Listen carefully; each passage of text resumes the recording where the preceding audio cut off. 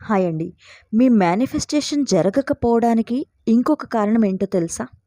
Limiting believes. అవి మనలో మన మీద మనం పెట్టుకున్నటువంటి అపనమ్మకాలండి.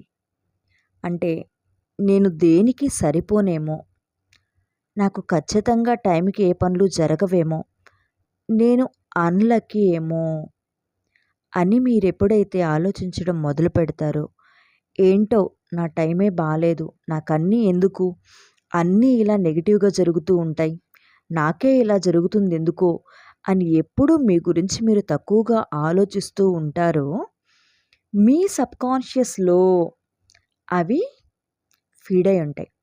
అర్థమవుతుందా? ఈ బిలీవ్స్‌ని క్లీన్ చేసుకోవాలి. ఎప్పుడైతే మీకు మనీ గురించి కానీ, మీరు ఏదైతే మేనిఫెస్ట్ చేయాలి అనుకుంటున్నారో, ఆ విషయం పట్ల మీకు పదే పదే నెగెటివ్ థాట్స్ వస్తూ ఉన్నాయనుకోండి, వాటిని వెంటనే లెట్ గో చేసేసేయాలి. మీ సబ్‌కాన్షియస్‌ని క్లీన్ చేసుకోవాలి కంపల్సరీ. ఆ లిమిటింగ్ బిలీఫ్స్‌ని పూర్తిగా మనం క్లీన్ చేసుకోకపోతే ఖచ్చితంగా మేనిఫెస్టేషన్ అనేది జరగదు. అది ఎంత చిన్న విషయమైనా సరే, ఎంత చిన్న కోరికైనా సరే, మీలో ఎప్పుడైతే లిమిటింగ్ బిలీవ్స్ ఉంటాయో, వాటిని మీరు క్లీన్ చేసుకోలేదో, మీ మేనిఫెస్టేషన్ అనేది జరగదు. కాబట్టి ఎప్పటికప్పుడు మీరు మీకు వచ్చే ఆ ఆలోచనల్ని గమనిస్తూ ఉండాలి. వాటిని అవి నెగెటివ్ థాట్స్ అనుకోండి, వెంటనే క్లీన్ చేసుకోండి. లెట్ గో చేసేయండి వాటిని.